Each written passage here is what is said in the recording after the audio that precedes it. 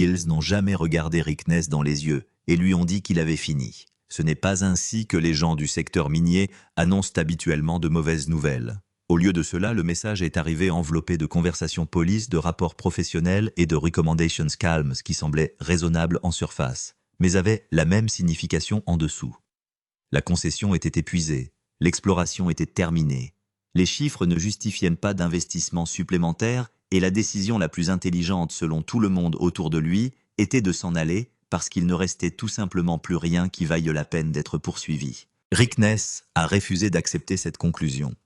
Alors que des géologues expérimentés, des consultants respectés, des systèmes de numérisation sophistiqués et des mineurs chevronnés convenaient tous que le terrain avait rendu tout ce qu'il pouvait offrir, Rick revenait toujours à la même propriété oubliée.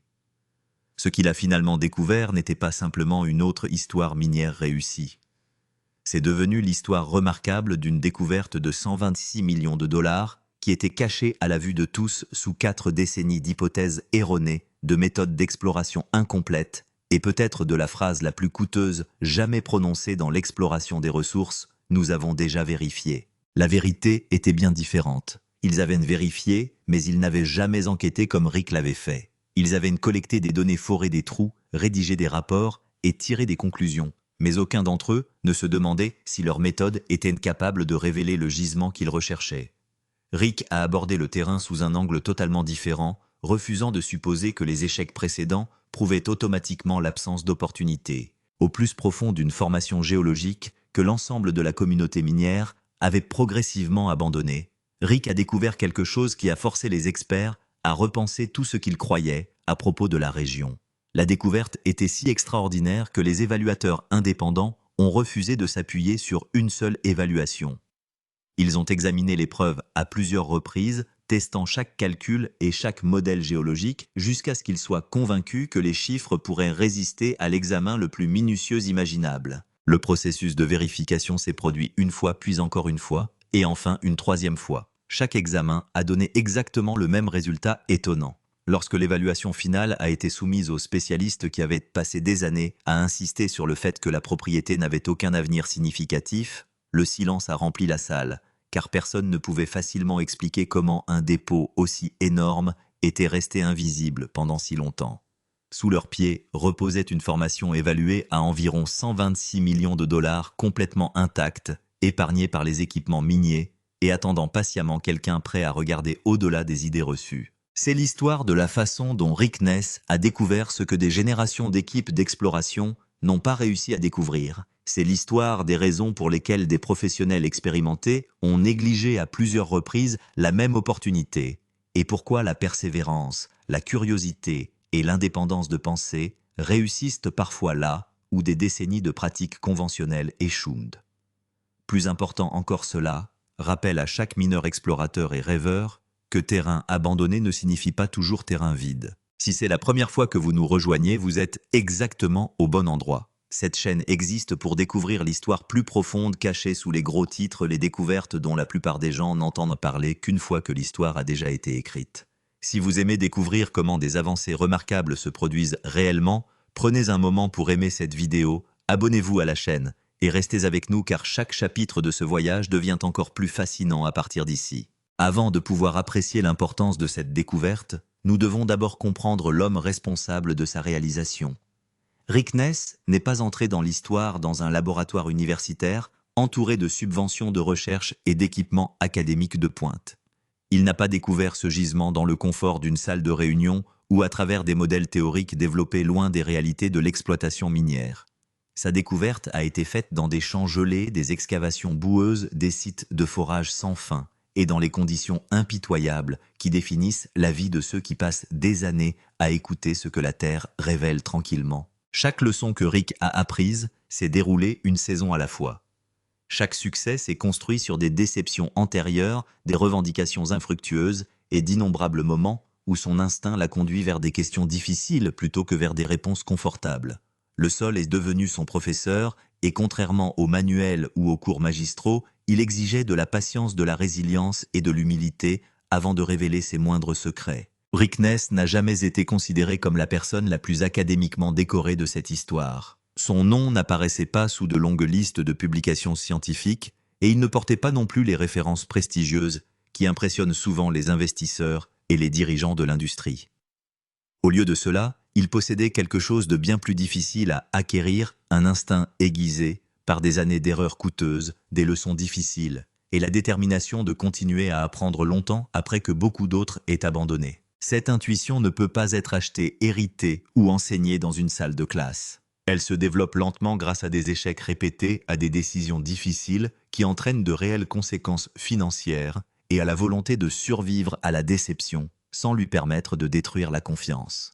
Rick a développé cet instinct parce que chaque revers l'obligeait à devenir un meilleur observateur plutôt qu'un rêveur plus prudent. Il a grandi entouré des réalités de l'exploitation minière et non de la version glamour souvent montrée à la télévision ou célébrée dans les documentaires. Il a connu le côté de l'industrie où les équipements tombent en panne sans avertissement. Les budgets disparaissent plus rapidement que prévu, les intempéries détruisent les calendriers soigneusement planifiés, et les mois de dur labeur ne produisent parfois presque rien en retour. Ces années difficiles lui ont appris que la Terre ne récompense jamais uniquement l'optimisme. Cela récompense une attention particulière. Bien avant que les caméras ne suivent son travail ou que le public ne reconnaisse son nom. Rick avait déjà passé des années à étudier tranquillement le comportement du sol sous ses bottes. Il a observé des changements géologiques subtils que beaucoup de gens ignoraient, a comparé des formations qui semblaient identiques à la surface et a lentement construit une compréhension pratique que seule une expérience directe pouvait fournir. Chaque saison ajoutait une pièce supplémentaire à un puzzle qu'il n'a jamais cessé d'essayer de résoudre. Son début de carrière contenait très peu de glamour. Il a travaillé sur des concessions qui n'ont pas produit de rendement rentable, a investi dans des machines qui tombaient parfois en panne au pire moment possible, et s'est fié à des interprétations géologiques qui se sont finalement révélées incorrectes. Ces échecs lui ont coûté du temps, de l'argent et de la crédibilité. Mais au lieu de laisser la déception le définir, il a choisi de traiter chaque erreur comme une autre leçon, attendant d'être comprise. La plupart des gens confrontés à des revers répétés finissent par chercher des excuses ou trouver quelqu'un d'autre à blâmer. Rick a fait quelque chose de complètement différent. Chaque fois qu'un programme d'exploration échouait, il revenait aux preuves avec encore plus de détermination, non pas pour défendre sa réputation ou protéger sa fierté, mais pour comprendre précisément pourquoi les résultats s'étaient déroulés de cette manière. Il a soigneusement examiné les dossiers de forage, les études géologiques, les rapports d'échantillonnage et les observations sur le terrain à la recherche du mécanisme exact derrière chaque erreur. Son objectif n'a jamais été simplement d'éviter de répéter les échecs. Il voulait comprendre le processus suffisamment profondément pour que la prochaine fois qu'il rencontrerait des conditions similaires, il puisse reconnaître les signes avant-coureurs avant que quiconque ne les remarque. Cet engagement incessant envers l'apprentissage est progressivement devenu sa plus grande force. Finalement, cette habitude l'a guidé vers une revendication que presque tout le monde avait déjà abandonnée. Rick avait entendu des histoires sur la propriété des années avant de la visiter lui-même. Au sein des cercles miniers régionaux, la formation avait une réputation malheureuse bâtie sur déception, après déception, campagne d'exploration infructueuse et prédictions confiantes qui échouaient à plusieurs reprises à produire des résultats significatifs. Il est devenu connu comme étant exactement le type de terrain que les opérateurs expérimentés préféraient éviter.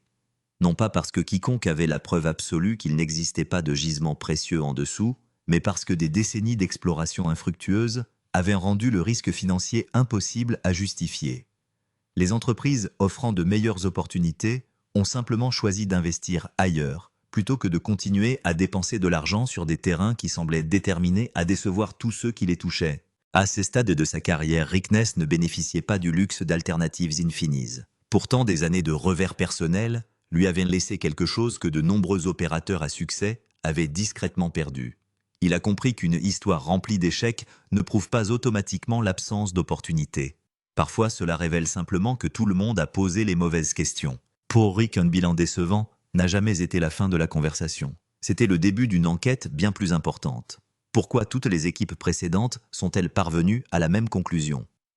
Découvraient-ils la véritable nature du terrain ou se contentaient-ils de confirmer mutuellement leurs hypothèses sans s'en rendre compte? Ces questions sont devenues le fondement de tout ce qui a suivi. Comprendre cette découverte remarquable nécessite de comprendre exactement ce que les équipes d'exploration précédentes ont réellement trouvé, ou plus précisément ce qu'elles n'ont pas réussi à trouver à plusieurs reprises. Cette distinction était finalement devenue la différence entre abandonner définitivement la propriété et découvrir un dépôt finalement évalué à 126 millions de dollars. La formation avait fait l'objet d'explorations intermittentes pendant près de 40 ans. Le premier programme majeur est arrivé équipé de la meilleure technologie disponible à l'époque, forant une grille systématique à travers la propriété, collectant des échantillons soigneusement documentés et analysant les résultats selon les normes acceptées de l'industrie.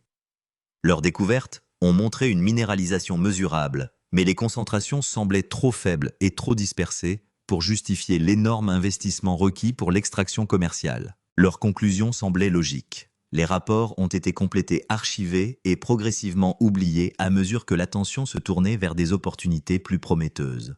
Des années plus tard, une deuxième équipe d'exploration est arrivée avec un équipement amélioré, un optimisme renouvelé et la certitude que la technologie moderne pourrait révéler quelque chose que les enquêtes précédentes avaient négligé.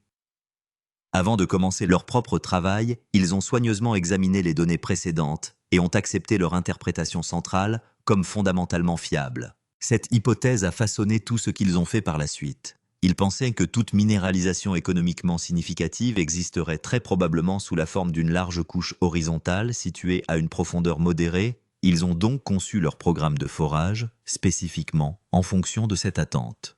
Leurs équipements ont confirmé des traces supplémentaires de minéralisation, mais encore une fois, les concentrations sont apparues trop faibles pour permettre une exploitation minière rentable. Déçus, ils ont emballé leur matériel et sont repartis. 2 campagnes d'exploration supplémentaires ont suivi au cours des années qui ont suivi.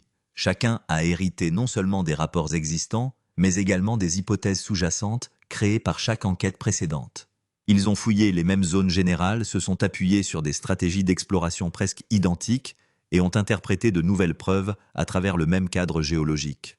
Sans surprise, ils sont parvenus à des conclusions presque identiques, trouvant des traces minérales éparses suggérant que quelque chose de précieux pourrait exister à proximité, mais jamais suffisamment aux bons endroits pour justifier la poursuite des investissements. Au moment où le 4e programme d'exploration s'est finalement terminé, la propriété avait acquis l'équivalent géologique d'une tâche permanente sur sa réputation. Il n'avait pas été prouvé de manière concluante qu'il était vide, mais il contenait quelque chose de presque pire, une longue et coûteuse histoire de déception suffisamment convaincante pour décourager les investissements futurs, tout en restant juste assez incertaine pour que la question ne disparaisse jamais complètement. La plupart des entreprises ont fermé le dossier et ont regardé ailleurs. Rick Ness a fait le contraire. Plutôt que d'accepter les résumés rédigés par les équipes précédentes, il s'est plongé dans tous les documents disponibles liés à la propriété. Il a étudié les journaux de forage, les rapports d'analyse en laboratoire, les levées géophysiques, les notes techniques de terrain, les méthodes d'échantillonnage, et même les plus petites observations enfouies au plus profond d'annexes oubliées. Au lieu de chercher ce que les géologues croyaient avoir découvert, Rick a cherché ce que leur méthode n'avait jamais été capable de révéler. Et cette différence l'a finalement conduit à l'extraordinaire découverte qui a tout changé. Pas les résumés, les rapports bruts, les journaux de forage, les résultats d'analyse, les levées géophysiques, les notes méthodologiques. Il les lisait de la même manière qu'un détective lit un dossier non résolu, ne cherchant pas ce que les enquêteurs avaient trouvé, mais ce qu'ils n'étaient pas équipés, pour trouver ce que leur méthode était structurellement incapable de détecter, quelles hypothèses ils avaient intégrées dans leur approche, avant qu'une seule perceuse ne touche le sol. Et là, dans les données brutes du levé géophysique du 3e programme enfoui, dans une note de bas de page, concernant une anomalie de lecture inexpliquée que le géophysicien principal avait enregistrée puis rejetée comme une interférence probable des instruments Rick Ness l'a trouvée. Pas la caution, pas encore. Quelque chose de plus important que la caution. Il trouva la question que personne n'avait posée. L'anomalie dans l'enquête du 3e programme n'était pas aléatoire. Ce n'était pas le bruit d'un instrument. Il ne s'agissait pas d'une irrégularité géologique sans importance. C'était un signal structurel, s'évanouir, partiellement obscurci par les limites de la méthodologie de l'enquête, mais suffisamment cohérent sur plusieurs points de données, pour ne signifier qu'une seule chose pour quelqu'un qui savait ce qu'il regardait. Il y avait quelque chose là-bas, quelque chose de plus profond que n'importe quel programme précédent, avait été conçu pour atteindre quelque chose qui se cachait, non pas parce qu'il était petit, diffus ou économiquement marginal, mais parce que toutes les équipes qui l'avaient cherché dans la mauvaise direction, à la mauvaise profondeur, avec les mauvais outils, guidés par une hypothèse sur la géologie de la formation, qui était presque correcte et presque correcte dans l'exploration. La géologie est le type de mal le plus coûteux qui soit. Rick n'a pas fait la fête quand il l'a vu. Il n'a appelé personne. Il est resté assis dessus pendant 3 jours, parcourant les données, croisant l'anomalie avec tous les autres ensembles de données dont il disposait, vérifiant l'histoire tectonique régionale, cartographiant la géologie structurelle de tout ce qui entoure la formation, construisant le dossier à partir de zéro. Parce que dans ce métier, la différence entre une véritable idée et une erreur coûteuse se résume souvent à la durée pendant laquelle vous êtes prêt à rester dans la pièce avant de vous engager. Au bout de 3 jours, il s'est engagé. La découverte qui a tout changé. Le plan de Rick n'était pas compliqué. D'après son expérience, les plans compliqués consistent à dépenser de l'argent sans rien trouver. Des plans simples exécutés avec une précision chirurgicale vous permettent de trouver ce que tout le monde a manqué. Il a identifié 3 zones cibles spécifiques, toutes plus profondes que tout programme de forage précédent, toutes regroupées autour des coordonnées où les lectures anormales étaient apparues dans les données historiques. Il a fait appel à une équipe de levée géophysique dotée d'un équipement capable d'imagerie électromagnétique à pénétration profonde. Une technologie qui n'était pas disponible dans le commerce lorsque les programmes précédents effectuaient leur levée. Une technologie qui pouvait résoudre les structures souterraines à des profondeurs et des densités qui auraient été invisibles pour toutes les méthodologies précédentes utilisées sur cette formation. Le budget de l'enquête était serré. Rick n'opérait pas avec de l'argent institutionnel ou avec le soutien d'entreprises. Il opérait avec une combinaison de capital personnel, d'un petit groupe d'investisseurs qui faisaient suffisamment confiance à ses antécédents pour le suivre dans une nouvelle réclamation et du genre de discipline financière ciblée qui vient du fait d'avoir fait faillite dans ce secteur auparavant et de n'avoir aucun intérêt à y retourner. L'équipe d'enquête est entrée. L'OC matériel a été déployé. Les données ont commencé à revenir. Le deuxième jour, le géophysicien principal a envoyé à Rick un message qui ne contenait aucune analyse, aucun langage technique, aucune interprétation préliminaire. Il contenait 4 mots. « Tu dois venir voir ça ». Rick était venu. Il l'a vu. Les données d'imagerie ont montré une structure géologique qu'aucune étude précédente n'avait jamais résolue. Une profonde concentration verticale de minéralisation sulfurée, située dans un piège structurel, formé par l'intersection de 2 systèmes de failles que la géologie régionale avait documentés, mais que personne n'avait jamais pensé à relier au potentiel de la formation. Il ne s'agissait pas d'une large couche horizontale de matériaux de faible qualité. Il s'agissait d'un corps concentré et orienté verticalement de matériaux à haute teneur se trouvant à une profondeur qui était complètement inférieure à la plage cible de tous les programmes d'exploration précédents. Les équipes précédentes n'avaient rien trouvé, car il n'y avait rien. Ils n'avaient rien trouvé parce qu'ils avaient regardé le plafond d'une maison dont le sol contenait tout. Rick a fait appel à un entrepreneur en forage. Il a ciblé les 3 zones identifiées par le levé géophysique. Le premier trou a touché la minéralisation exactement à la profondeur prédite par l'imagerie. Le deuxième trou l'a confirmé. Le troisième trou, celui qui a recoupé la partie la plus profonde et la plus concentrée de la structure, a donné des résultats d'analyse que l'entrepreneur en forage a décrits plus tard dans un moment d'euphémisme professionnel, comme étant non conforme à nos attentes. Ce à quoi ils s'attendaient compte tenu de l'histoire de la formation était marginal. Ce qu'ils ont obtenu était exceptionnel. Minéralisation en or et en cuivre à haute teneur répartie de manière constante sur tout l'intervalle cible, avec des teneurs qui dépassaient le seuil de développement commercial, d'une marge qui rendait les paramètres économiques non seulement viables, mais convaincants. L'évaluation indépendante des ressources a duré 6 semaines. Il a utilisé les données des 3 forages, le levé géophysique complet, les données historiques réinterprétées à travers le nouveau modèle structural et la méthodologie standard d'estimation des ressources dans ce type de gisement. Le chiffre obtenu s'élève à 126 millions de dollars, ce qui n'est pas une projection ni un scénario optimiste. Une estimation des ressources prudente et vérifiée de manière indépendante, basée sur l'intersection de plusieurs ensembles de données, tous pointant vers la même conclusion. Il y avait dans le sol 126 millions de dollars de richesse minérale que 4 programmes d'exploration distincts, s'étalant sur 4 décennies, avaient collectivement classés comme ne méritant pas d'être poursuivis. Le monde minier n'a pas réagi lentement. Dans les 72 heures suivant l'annonce, la formation qui avait passé 4 décennies à accumuler une réputation de déception était devenue l'actif minéral sous-exploité le plus parlé de la région. Les publications de l'industrie ont publié des articles d'analyse. Les investisseurs institutionnels se sont renseignés. Les opérateurs qui avaient auparavant refusé d'examiner la réclamation, parce que les antécédents en faisaient une passe facile, se posaient soudain des questions très différentes. Rick Ness, lorsqu'on l'a contacté pour commenter, a donné le genre de réponse que les gens à qui on a passé des années à se faire dire qu'ils avaient tort ont tendance à donner lorsque le terrain confirme enfin ce qu'ils ont toujours cru. Il a dit que les données n'étaient jamais le problème, mais que l'interprétation était le problème. Il a dit qu'il était heureux d'avoir fait confiance aux données, à la leçon, à l'héritage, à la véritable histoire. Parlons de ce que signifie réellement cette histoire, car le chiffre n'est pas la question. 126 millions de dollars, c'est un chiffre remarquable. C'est un chiffre qui change la vie de Rick Ness et de tous ceux qui l'ont soutenu. Mais si l'on s'éloigne de cette histoire en parlant uniquement de l'argent, on passe à côté de la découverte à l'intérieur de la découverte et celle-là vaut bien plus. Ce que Rick Ness a fait, ce n'est pas de trouver de l'or. L'or était déjà là. Ce que Rick Ness a fait, c'est trouver la question que 4 équipes précédentes n'avaient jamais posée.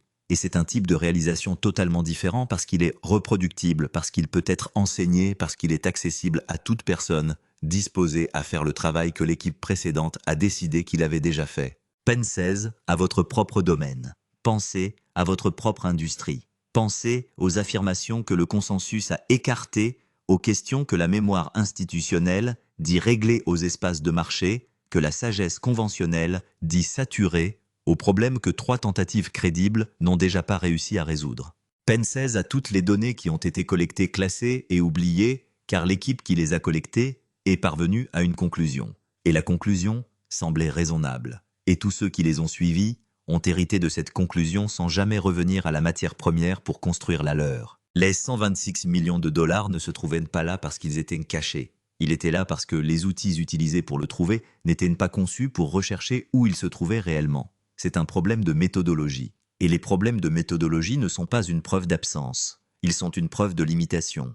Et les limites, contrairement à la réalité géologique, peuvent être modifiées. Rick Ness a changé leur méthodologie. Il est revenu aux données brutes. Il a séparé ce que les équipes précédentes avaient trouvé de ce que leur méthode avait été capable de trouver. Il a posé la question que personne n'avait posée, non pas parce qu'il était plus intelligent que tous ceux qui l'avaient précédé, non pas parce qu'il disposait d'une meilleure technologie, de plus d'argent ou de qualifications supérieures, mais parce qu'il était prêt à rester dans la pièce assez longtemps pour la poser. C'est la méthodologie complète. C'est tout le secret. Il n'existe aucune information exclusive. Il n'y a pas de don inappris. Il y a simplement la volonté de faire le travail que tout le monde a décidé qu'il avait déjà fait. Dans chaque domaine, dans chaque discipline, dans chaque domaine d'activité professionnelle qui repose sur des preuves et des interprétations.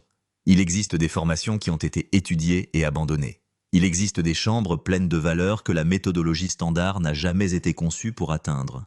Il y a des questions qui, selon le consensus, n'ont pas besoin d'être posées assis tranquillement sous des décennies d'hypothèses erronées, attendant que la seule personne soit prête à revenir au début, à lire les notes de bas de page, à remarquer l'anomalie que tout le monde a rejetée et à rester dans la pièce assez longtemps pour comprendre ce que cela leur dit réellement. L'absence de découverte antérieure n'est pas une preuve de rien. Ce n'est qu'une preuve des limites des méthodes qui ont été utilisées pour regarder changer de méthode, aller plus en profondeur, se demander ce que l'approche précédente était structurellement incapable de voir, et ensuite rester dans la pièce, avec la patience, la rigueur et l'entêtement spécifique qui refusent d'hériter de l'impasse de quelqu'un d'autre comme la vôtre, jusqu'à ce que vous la voyiez. Rick Ness l'a vu. 4 programmes l'ont manqué. Un homme est revenu. Un homme a lu la note de bas de page. Un homme a fait confiance à l'anomalie que tout le monde avait qualifiée de bruit. Le résultat fut 126 millions de dollars. Votre formation est là-bas. Votre note de bas de page attend. Votre anomalie a déjà été enregistrée par quelqu'un qui ne savait pas ce qu'elle regardait et classée dans un rapport que personne n'a ouvert depuis des années. La seule question est de savoir si vous êtes prêt à revenir en arrière et à le lire. Nous nous reverrons la semaine prochaine. Allez plus loin.